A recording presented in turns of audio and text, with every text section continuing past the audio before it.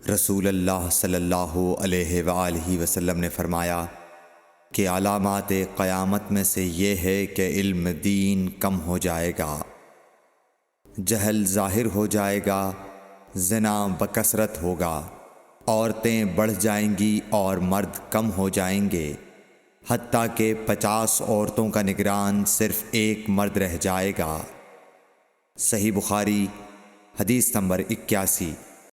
رسول اللہ صلی اللہ علیہ وسلم نے فرمایا کہ میں سو رہا تھا، اسی حالت میں مجھے دودھ کا پیالہ دیا گیا، میں نے خوب اچھی طرح پی لیا، حتیٰ کہ میں نے دیکھا کہ تازگی میرے ناخنوں سے نکل رہی ہے۔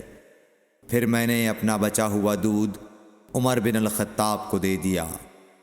صحابہ رضی اللہ عنہم نے پوچھا، آپ نے اس کی کیا تعبیر لی؟ آپ صلی اللہ علیہ وسلم نے فرمایا، علم۔ صحیح بخاری حدیث نمبر 82۔ حجۃ الوداع میں رسول اللہ صلی اللہ علیہ وسلم لوگوں کے مسائل دریافت کرنے کی وجہ سے منا میں ٹھہر گئے تو ایک شخص آیا اور اس نے کہا کہ میں نے بے خبری میں ذبح کرنے سے پہلے سر منڈا لیا۔ آپ صلی اللہ علیہ وسلم نے فرمایا، اب ذبح کر لے اور کچھ حرج نہیں۔ پھر دوسرا آدمی آیا، اس نے کہا کہ میں نے بے خبری میں رمی کرنے سے پہلے قربانی کر لی۔ آپ صلی اللہ علیہ وآلہ وسلم نے فرمایا، اب رمی کر لے اور پہلے کر دینے سے کچھ حرج نہیں۔ ابن عمرو کہتے ہیں، اس دن آپ صلی اللہ علیہ وسلم سے جس چیز کا بھی سوال ہوا جو کسی نے آگے اور پیچھے کر لی تھی تو آپ صلی اللہ علیہ وسلم نے یہی فرمایا کہ اب کر لے اور کچھ حرج نہیں۔ صحیح بخاری حدیث نمبر 83۔ نبی صلی اللہ علیہ وسلم سے آپ کے آخری حج میں کسی نے پوچھا کہ میں نے رمی کرنے یعنی کنکر پھینکنے سے پہلے ذبح کر لیا۔ آپ صلی اللہ علیہ وسلم نے ہاتھ سے اشارہ کیا اور فرمایا، کچھ حرج نہیں۔ کسی نے کہا کہ میں نے ذبح سے پہلے حلق کر لیا۔ آپ صلی اللہ علیہ وسلم نے سر سے اشارہ فرما دیا کہ کچھ حرج نہیں۔ صحیح بخاری حدیث نمبر 84۔ آپ صلی اللہ علیہ وسلم نے فرمایا کہ ایک وقت ایسا آئے گا کہ جب علم اٹھا لیا جائے گا، جہالت اور فتنے پھیل جائیں گے اور حرج بڑھ جائے گا۔ آپ سے پوچھا گیا کہ یا رسول اللہ، حرج سے کیا مراد ہے؟ آپ صلی اللہ علیہ وسلم نے اپنے ہاتھ کو حرکت دے کر فرمایا، اس طرح گویا آپ صلی اللہ علیہ وسلم نے اس سے قتل مراد لیا۔ صحیح بخاری حدیث نمبر 85۔ ہم سے موسیٰ بن اسماعیل نے بیان کیا، ان سے وہیب نے، ان سے حشام نے فاطمہ کے واسطے سے نقل کیا، وہ اسما سے روایت کرتی ہیں کہ میں عائشہ رضی اللہ تعالی عنہا کے پاس آئی، وہ نماز پڑھ رہی تھیں۔ میں نے کہا، لوگوں کا کیا حال ہے؟ تو انہوں نے آسمان کی طرف اشارہ کیا، یعنی سورج کو گہن لگا ہے۔ اتنے میں لوگ نماز کے لیے کھڑے ہو گئے۔ حضرت عائشہ رضی اللہ تعالی عنہا نے کہا، اللہ پاک ہے۔ میں نے کہا، کیا یہ گہن کوئی خاص نشانی ہے؟ انہوں نے سر سے اشارہ کیا، یعنی ہاں۔ پھر میں بھی نماز کے لیے کھڑی ہو گئی، حتیٰ کہ مجھے غش آنے لگا تو میں اپنے سر پر پانی ڈالنے لگی۔ پھر نماز کے بعد رسول اللہ صلی اللہ علیہ وسلم نے اللہ تعالیٰ کی تعریف کی اور اس کی صفت بیان فرمائی۔ پھر فرمایا، جو چیز مجھے پہلے دکھلائی نہیں گئی تھی، آج وہ سب اس جگہ میں نے دیکھ لی، یہاں تک کہ جنت اور دوزخ کو بھی دیکھ لیا، اور مجھ پر یہ وحی کی گئی کہ تم اپنی قبروں میں آزمائے جاؤ گے۔ مثل یا قرب کا کون سا لفظ؟ حضرت اسما نے فرمایا، میں نہیں جانتی۔ فاطمہ کہتی ہیں، یعنی فتنہ دجال کی طرح آزمائے جاؤ گے۔ کہا جائے گا قبر کے اندر کہ تم اس آدمی کے بارے میں کیا جانتے ہو؟ تو جو صاحب ایمان یا صاحب یقین ہوگا۔ کون سا لفظ فرمایا؟ حضرت اسما نے، مجھے یاد نہیں۔ وہ کہے گا، وہ محمد اللہ کے رسول صلی اللہ علیہ وسلم ہیں، جو ہمارے پاس اللہ کی ہدایت اور دلیلیں لے کر آئے۔ تو تو ہم نے ان کو قبول کر لیا اور ان کی پیروی کی۔ وہ محمد صلی اللہ علیہ وسلم ہیں۔ 3 بار اسی طرح کہے گا، پھر اس سے کہہ دیا جائے گا کہ آرام سے سو جا، بے شک ہم نے جان لیا کہ تو محمد صلی اللہ علیہ وسلم پر یقین رکھتا تھا۔ اور بہرحال منافق یا شکی آدمی، میں نہیں جانتی کہ ان میں سے کون سا لفظ حضرت اسما نے استعمال کیا، تو وہ منافق یا شکی آدمی کہے گا کہ جو لوگوں کو میں نے کہتے سنا میں نے بھی وہی کہہ دیا، باقی میں کچھ نہیں جانتا۔ صحیح بخاری حدیث نمبر 86۔ قبیلہ عبد القیس کا وفد رسول اللہ صلی اللہ علیہ وسلم کی خدمت میں آیا۔ آپ صلی اللہ علیہ وسلم نے دریافت کیا کہ کون سا وفد آیا ہے یا یہ کون لوگ ہیں؟ انہوں نے کہا ربیعہ خاندان کے لوگ ہیں۔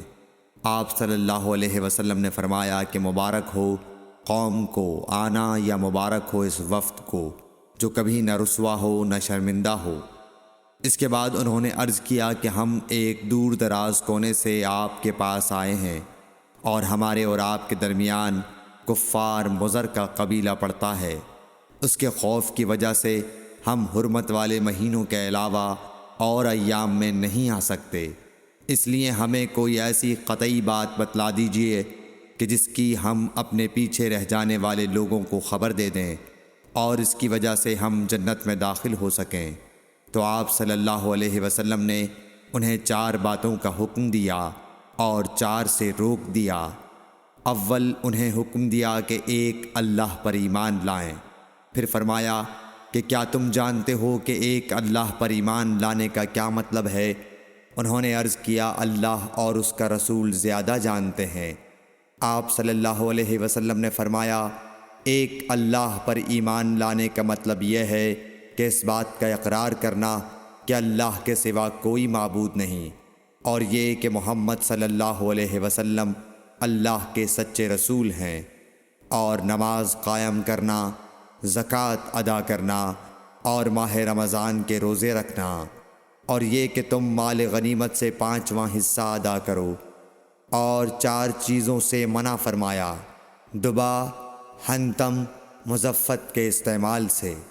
اور چوتھی چیز کے بارے میں شعبہ کہتے ہیں کہ ابو حمزہ بسا اوقات نقیر کہتے تھے اور بسا اوقات مقیر۔ اس کے بعد رسول اللہ صلی اللہ علیہ وسلم نے فرمایا کہ ان باتوں کو یاد رکھو اور اپنے پیچھے رہ جانے والوں کو بھی ان کی خبر کر دو۔ صحیح بخاری حدیث نمبر 87۔